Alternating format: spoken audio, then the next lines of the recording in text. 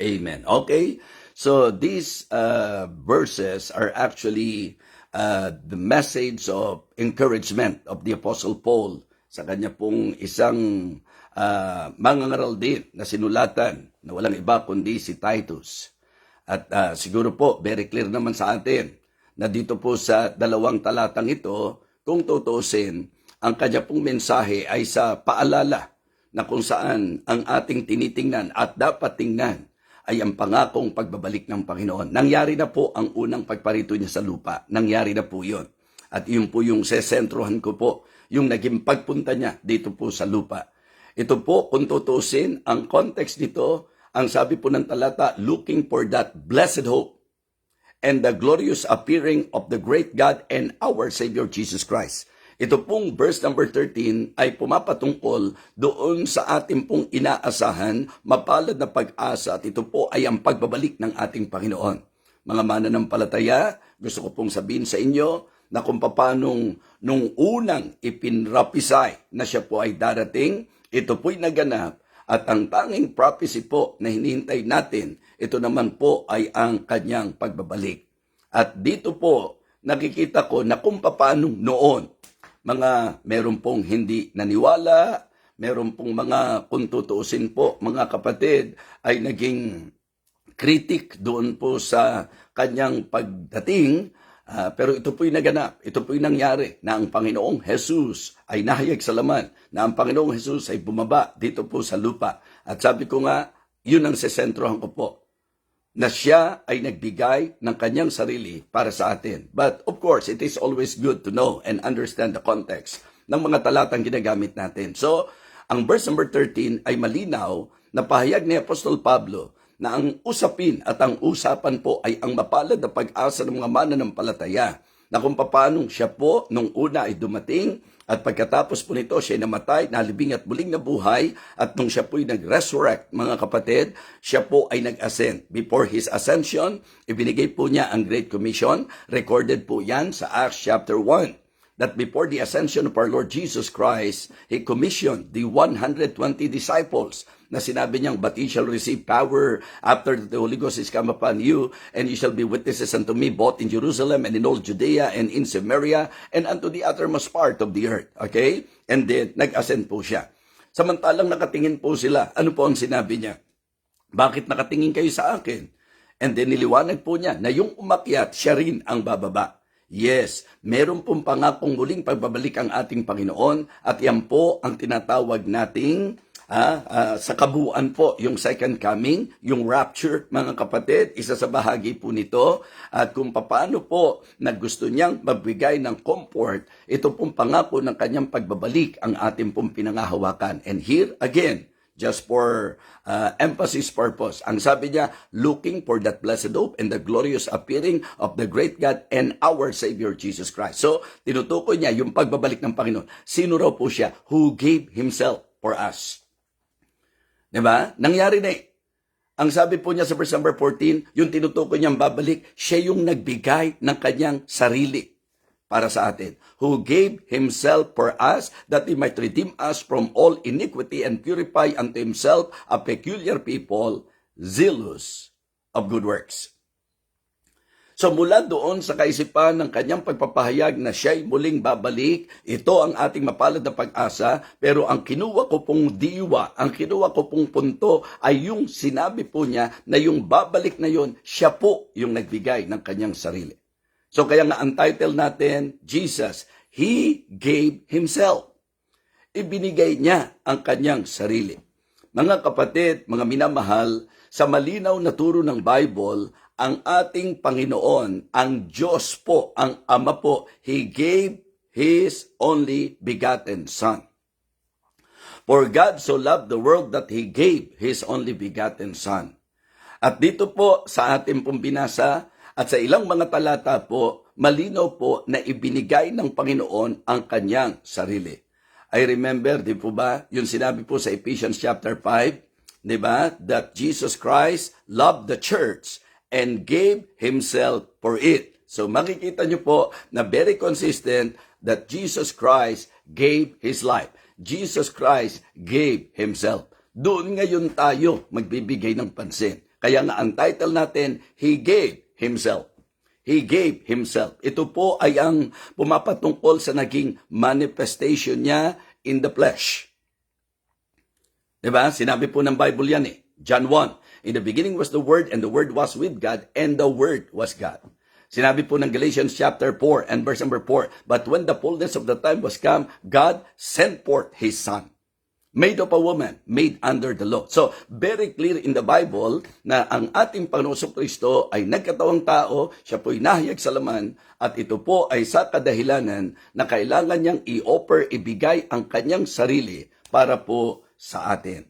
So, dito po, ilang bagay po ang gusto kong talakayin natin. Sa usapan po ng naging pagbibigay niya ng kanyang sarili. Number 1, His purpose. Ano po ang purpose? Why Jesus Christ gave Himself? His purpose. Diba? O pwede nga sabihin natin purposes. Pero dahil nga po gusto kong bigyang pansin, yung main reason, yung pinakapusong dahilan kung bakit ibinigay niya ang kanyang sarili. Mga kapatid, number 1, to demonstrate the wondrous love of God. Ibinigay niya ang kanyang sarili, siya po'y nag-manifest in the flesh upang ipahayag po sa atin to demonstrate the wondrous love of God. Yes, napakatindi po ng pag-ibig ng Diyos sa atin. Sabi ko nga sa usapang Ama, He gave His only begotten Son. At sa usapang Panginoong Heso Kristo, ano po ang sabi ng Romans chapter 5 and verse number 8? But God commended His love toward us, in that while we were yet sinners, Christ died for us. So mahal na mahal tayo ng Diyos, at ang kapahayagan ng pagmamahal ng Diyos ay ang naging pagbibigay ng kanyang bugtong na anak. Ang kapahayagan ng pagmamahal ng Diyos, ibinigay po ni Jesus ang kanyang sarili para sa atin.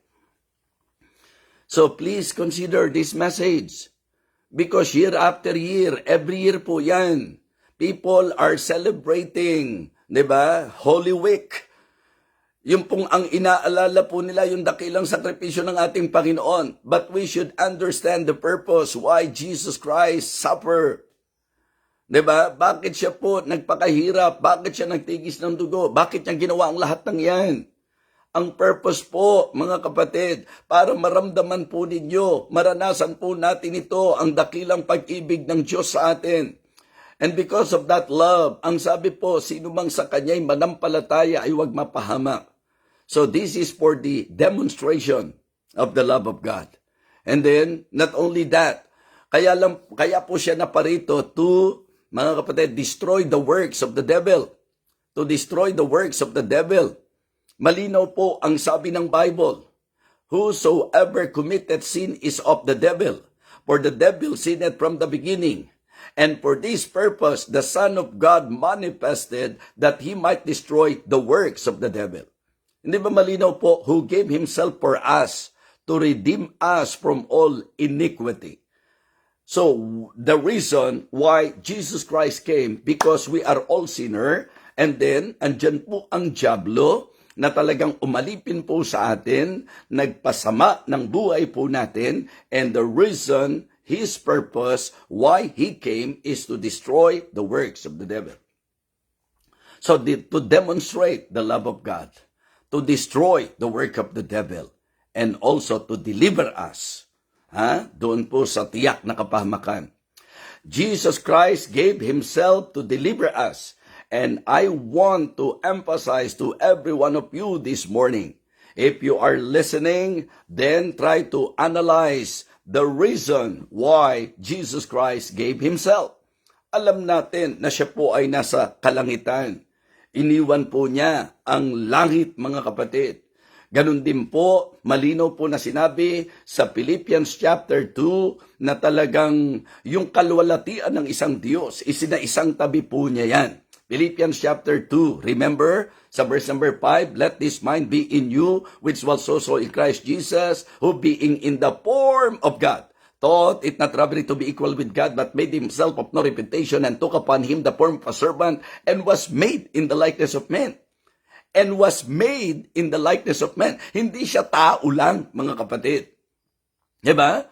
Ang sabi po, siya bagamat nasa anyong Diyos, hindi niya inari na dapat panangnan ang pagkapantay niya sa Diyos. Malinaw na po ang sinabi ng Bible, kapantay siya ng Diyos pero hindi niya inaring dapat panangnan. Willingly, hinubad niya ang luwalhati ng isang Diyos. Ang sabi po, let this mind be in you, which was also in Christ Jesus. Yung humility po niya ang binibigyang diin. Paano pinakita yung humility po niya? Kaya nga humility, nasa ganung kalagayan, hinubad.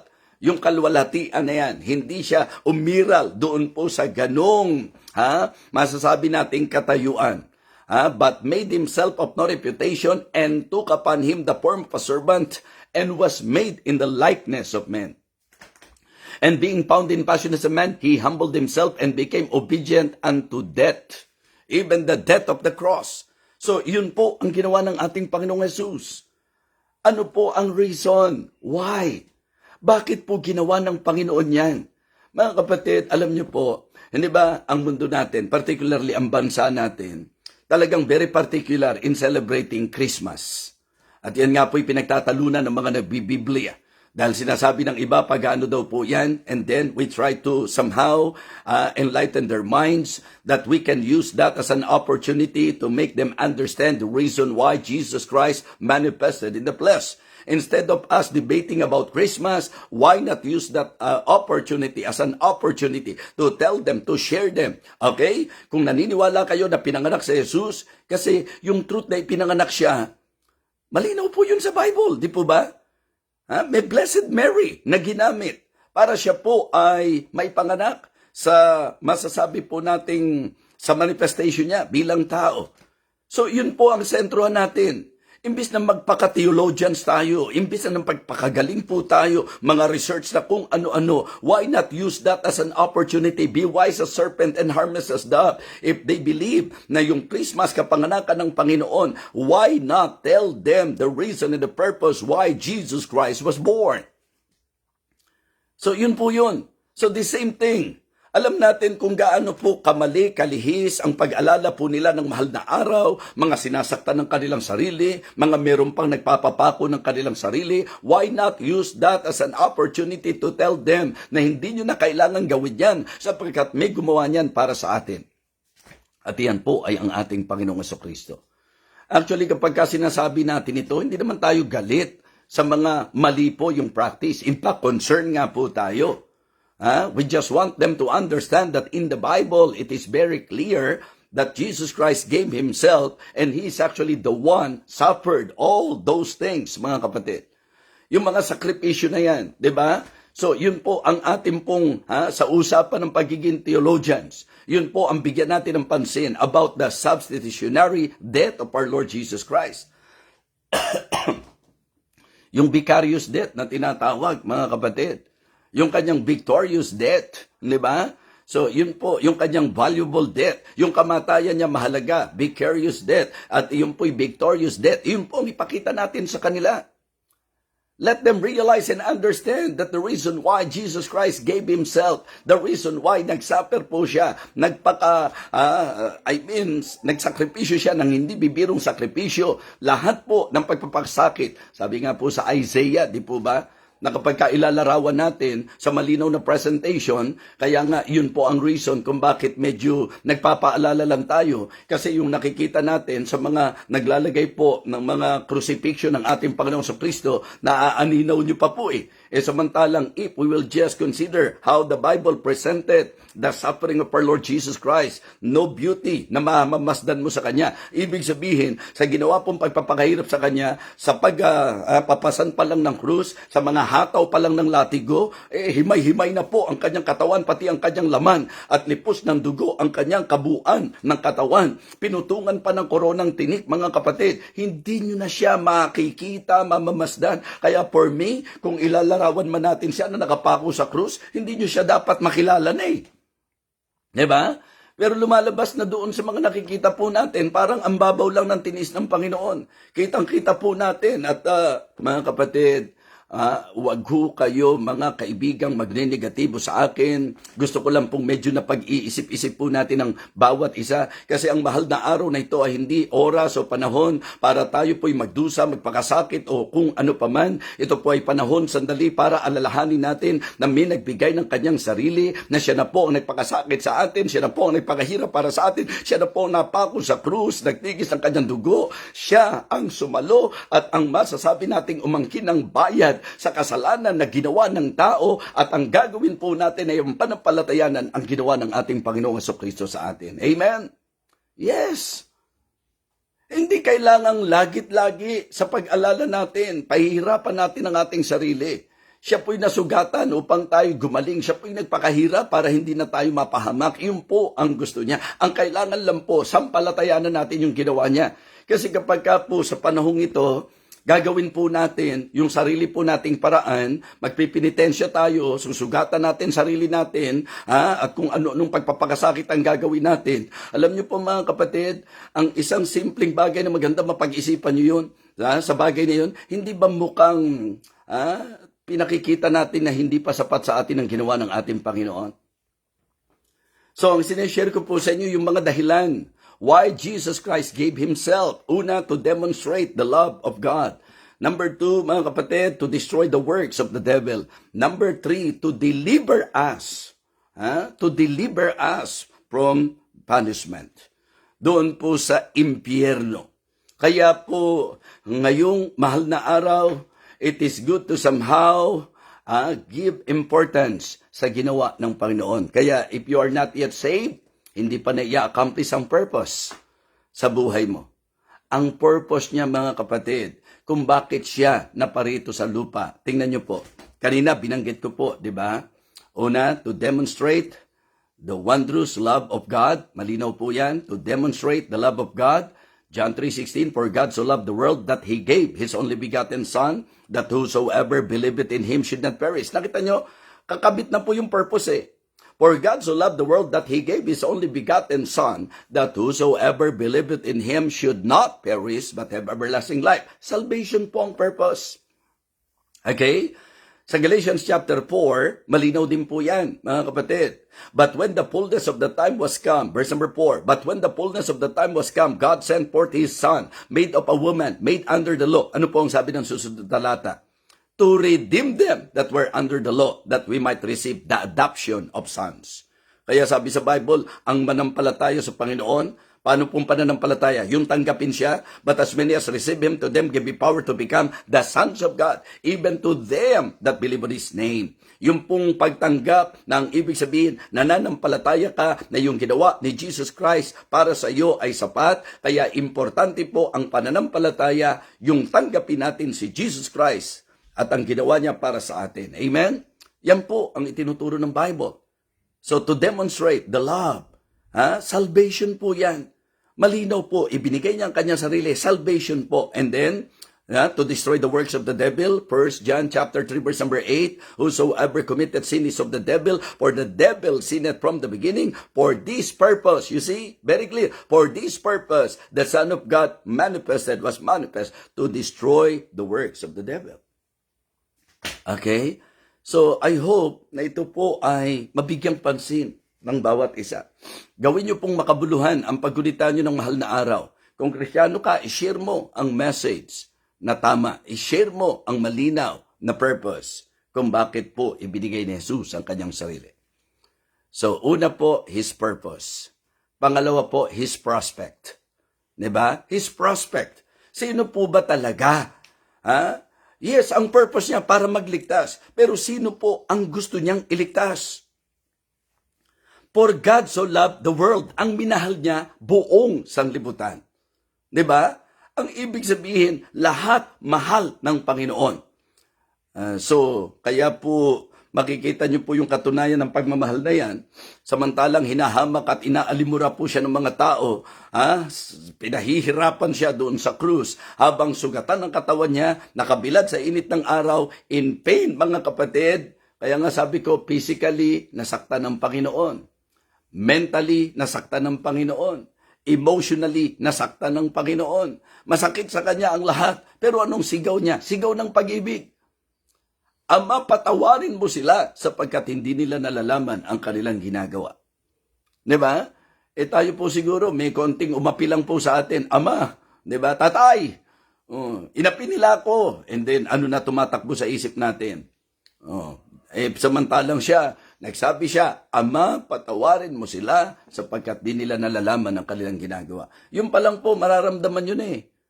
Statement of love yan eh. Matinding pagmamahal po yan. Nasinakta na siya, kung ano-ano na ginagawa sa kanya, ang takbo pa rin ng isip niya, patawarin sila. Hindi po ba pagmamahal yan, mga kapatid? So, ang punto, kaya nga po siya naparito, sapagkat ang tao raw po, all we like sheep have gone astray. We have turned everyone to his own way, and the Lord hath laid on him the iniquity of us all. Sa paglarawan po, ang mga tao po naligaw. At ang katibayang naligaw tayo, tingnan niyo po yung mga tao. Kung makipagdebate, kung makipagtalo, ano po ang pinaglalaban? Religion. Ang kapatid, ano po ba ginawa ng religion sa atin? In fact, sa bansang Pilipinas, kung magiging honest tayo, ang religion natin, hindi naman dahil sa naituro sa atin ng Bible eh. Ang religion natin, impluensya ng dayuhan na sumakop po sa atin. Di ba?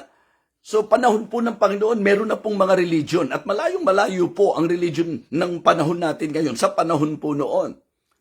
Pero pag inaral nyo po, yung mga religion na yan po ang mga kadiskusyon ng ating Panginoon. Sila po ang mga nagkukwestiyon sa ating Panginoon. What we need is not religion. What we need is the Savior. Ang tagapagligtas. Kaya yun ang sabi po, di ba? Tinukoy po siya, our Savior. Looking for that blessed hope and the glorious appearing of the great God and our Savior Jesus Christ, who gave Himself for us. Kaya ang utos po sa atin, preach the gospel to every creature.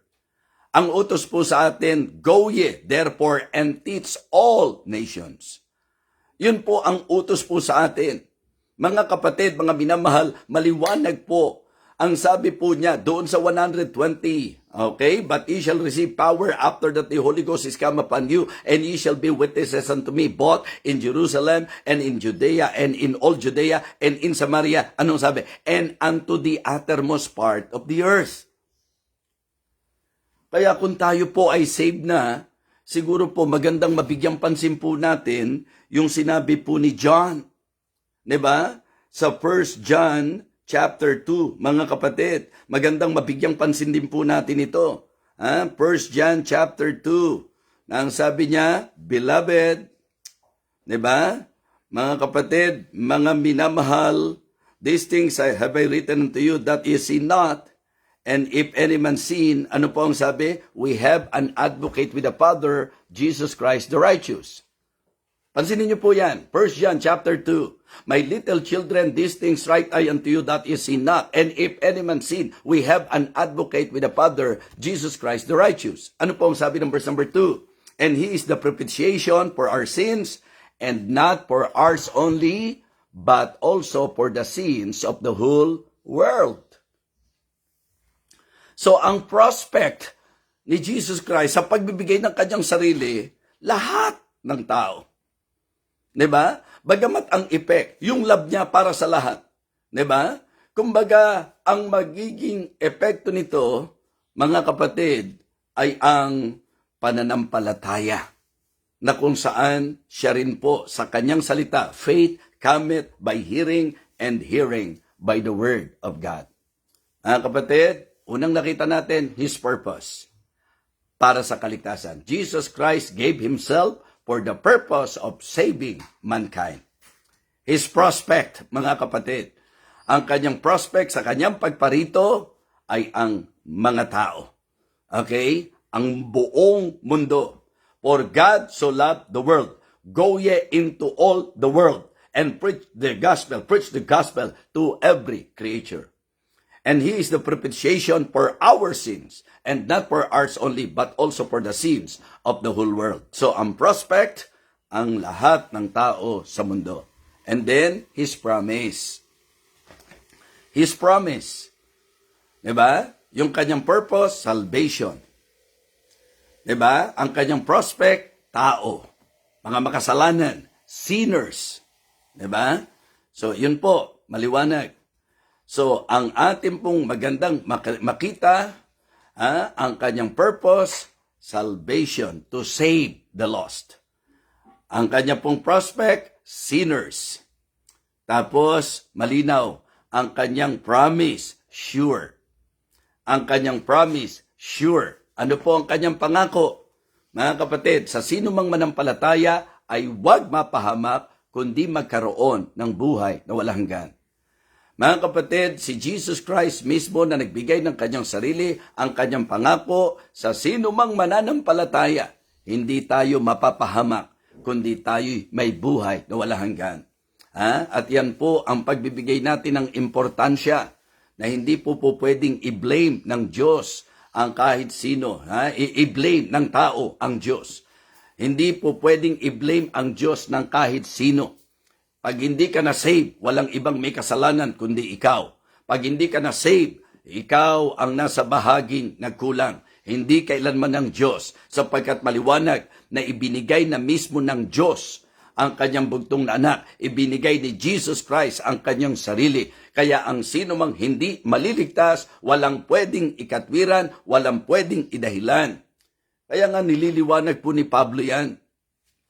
Ang sabi niya sa Romans chapter 1, for the invisible things of Him from the creation of the world are clearly seen, being understood by the things that are made, even His eternal power and Godhead, so that they are without excuse. Doon pa lang po sa panimula, ang Diyos, makikita niyo po na inilalagay niya ang tao sa wala kang maidadahilan. Naku, walang maraming pumupunta sa amin dito. Paano kami? Hindi po pwede na yung mga nasa remote area, paano yun? Hindi sila masasave lahat ng kaparaanan ginawa ng Diyos. Kaya nga ang sabi ko po, ang tao, makikilala niya ang Diyos through His handiworks, makikilala niya ang Diyos through His holy word, makikilala niya ang Diyos through His humble way.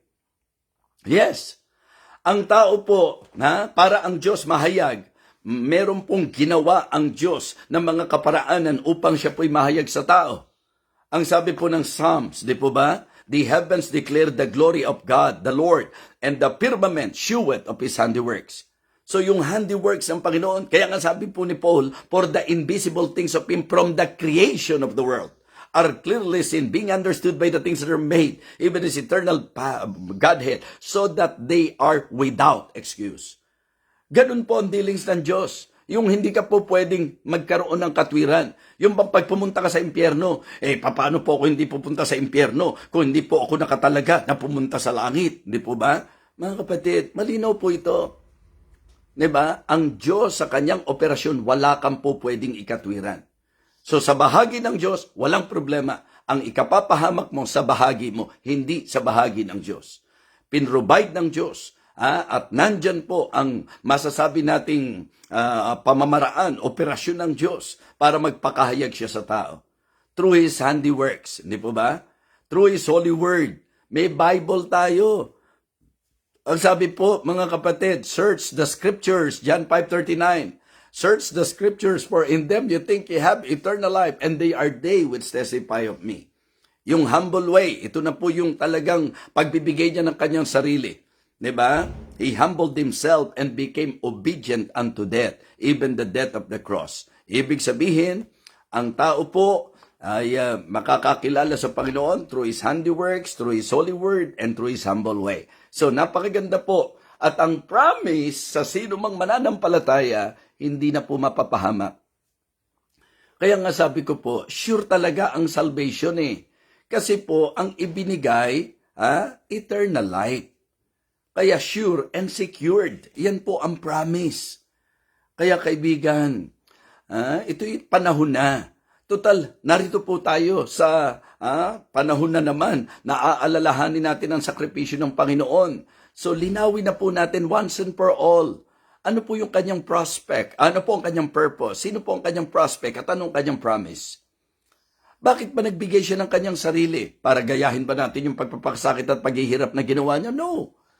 Hindi natin kaya sa sarili natin na iligtas ang ating sarili. So, the Lord Jesus Christ gave Himself to save us.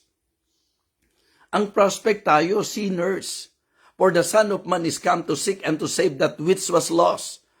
The Apostle Paul said, 1 Timothy 1:15, this is a faithful saying and worthy of all acceptation that Christ Jesus came into the world to save sinners. O sino po ba makasalanan? Di ba lahat ng tao? Meaning to say, talagang kaya siya naparito para sa lahat ng makasalanan, para sa lahat ng tao. Di ba? Kaya nga very thankful si Apostle Paul sapagkat sa kabila ng siya'y makasalanan, siya po'y niligtas ng Panginoon. At ang promise, mga kapatid, malinaw na malinaw po. For God so loved the world that He gave His only begotten Son, that whosoever believeth in Him should not perish but have everlasting life. Ang pangako po, mga kapatid, sa Romans chapter 10, verse number 9, that if thou shalt confess with thy mouth the Lord Jesus and shalt believe in thine heart that God has raised Him from the dead, thou shalt be saved. For with the heart man believeth unto righteousness, and with the mouth confession is being made unto salvation. Napakahalaga po nun. Kahit nga sa verse 13, ang sabi po, for whosoever shall call upon the name of the Lord. Of course, sa konteksto po ng pananampalataya yan. For whosoever shall call upon the name of the Lord. Hindi sinabing might be. Ang sabi po, shall be saved. Kaya po, magandang panghawakan po natin ang pangako ng kaligtasan. And this morning, if you are not yet saved, now is the time for you to somehow consider the reason why Jesus Christ gave Himself. Ang purpose, upang tayo po'y iligtas. Ang prospect, tayo pong mga makasalanan. Ang promise, sure and secured. Hindi na po tayo mapapahamak. Kaya wag na po tayong magpakahirap at gumawa ng sarili nating paraan. Huwag na po nating sugatan ng ating sarili. May gumawa na po para sa atin ng dapat sana. Kaya nga sabi ko, ang tawag ko po doon sa kamatayan ng Panginoon, at yan din po ang natutunan natin sa Bible, substitutionary death. Okay? He died in our stead. For He hath made Him to be sin for us who knew no sin. Diba? Siya po yun. And the Lord hath laid on Him the iniquity of us all. Ang ating pong magandang maunawaan. Wala tayong dapat gawin because 100% ng gawa ng kaligtasan, 100%, wala tayong contribution doon. Wala ako at wala kang kahit anong bahagi sa gawa ng kaligtasan. 100%. Ito po'y gawa ng Diyos at ito po'y regalo na ibinibigay ng Panginoon sa magtitiwala sa kanyang 100% work of redemption. Yun po dapat nating maintindihan. Ginawa niya ang 100% na gawa sa kaligtasan ng tao. Ito po'y regalo na iniyo-offer niya. Siya mismo, mga kapatid, ang regalo sa atin. Sabi nga po, for the wages of sin is death, but the gift of God is eternal life through Jesus Christ our Lord. Diba? Kaya nilinaw po yan ng Bible sa 1 John chapter 5, verse 11, 12, and 13. Diba? This is the record that God hath given to us what? Eternal life. And this life is in His Son. Nakanino raw po? Sa kanyang anak. Sino po ang kanyang anak? Kay Jesus Christ.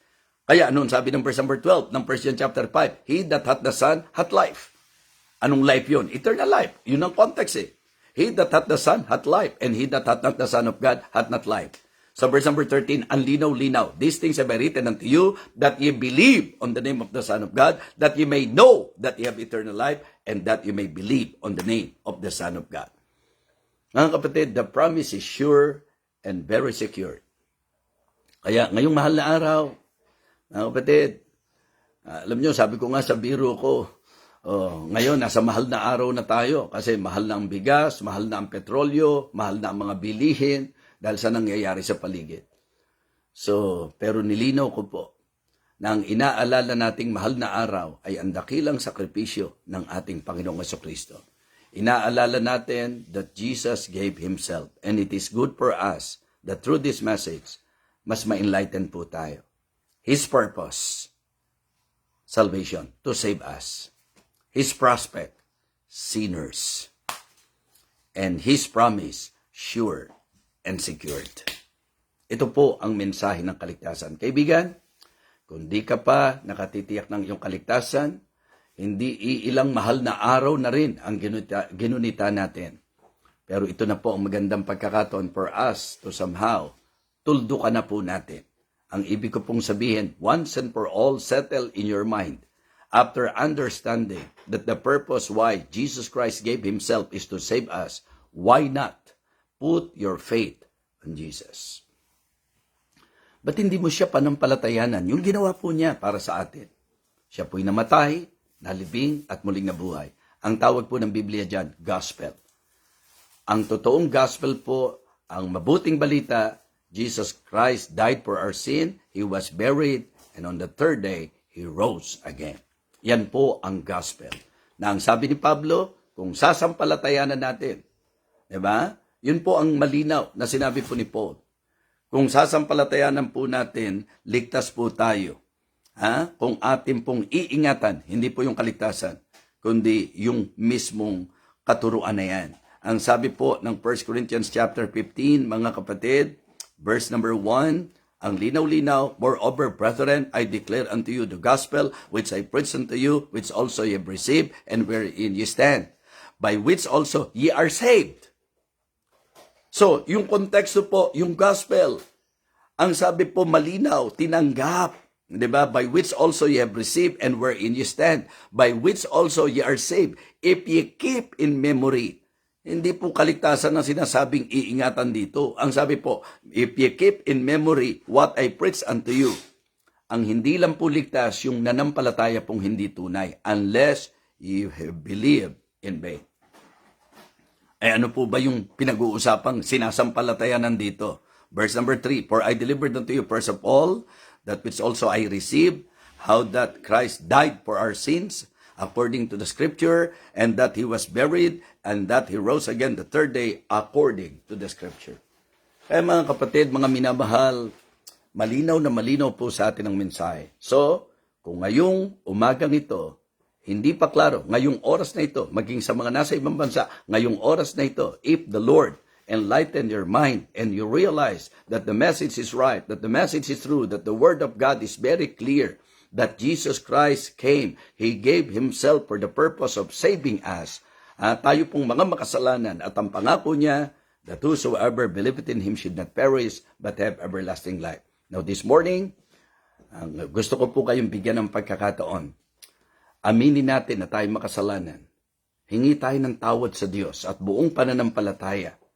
Yung 100% work of salvation na ginawa ni Jesus Christ, yun po ang ating sampalatayanan. Hindi ang ating gawa, hindi ang ating religion, hindi ang paraan natin bilang tao, kundi yung 100% work of redemption na ginawa ng ating Panginoon. That Jesus Christ gave Himself, He died for us, He was buried, and rose again. Kung tayo po isasampalataya, ang pangako po, ligtas tayo. Ang sabi po, for whosoever shall call upon the name of the Lord shall be saved. So, if you want to believe in your heart and to confess in your mouth the Lord Jesus, at mananampalataya ka ng buong puso, yan po ay maaari nating gawin ngayon. Sa bawat isa po na hindi nakatitiyak ng kaligtasan, if you really want to make sure of your salvation, now is the time. Because tomorrow may be too late. Why not open your heart to Jesus and by faith receive Him as your Savior? Kung interesado ka, kaibigan, sumunod ka sa panalangin ito ng tapat sa iyong puso. Sumunod ka sa panalangin ito. Dakilang Diyos, nakita ko po ang katotohanan. Inaamin ko po na ako'y makasalanan. Na ako po ay mapapahamak sa impyerno bilang kabayaran ng aking kasalanan. Hindi ko po kayang iligtas ang aking sarili. Patawarin mo po ako, O Diyos, sa aking pong mga kasalanan.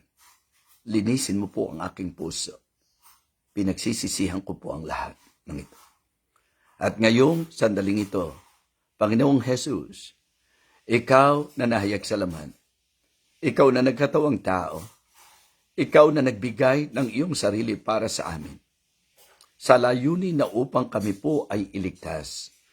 Ngayong sandaling ito, buong pananampalataya, binubuksan ko po ang aking puso. Tinatanggap kita bilang aking tagapagligtas. Ako po'y sumasampalataya sa 100% work of redemption na ginawa mo para sa amin. Na ikaw ay namatay, nalibing at muling nabuhay. Pinangahawakan ko po ang iyong pangako. Pinangahawakan ko po ang buhay na walang hanggan, ang kaligtasan. Ngayong ikaw ay aking sampalatayanan. Ito po ang aking panalangin sa pangalan po ng aking Panginoong Jesus. Amen.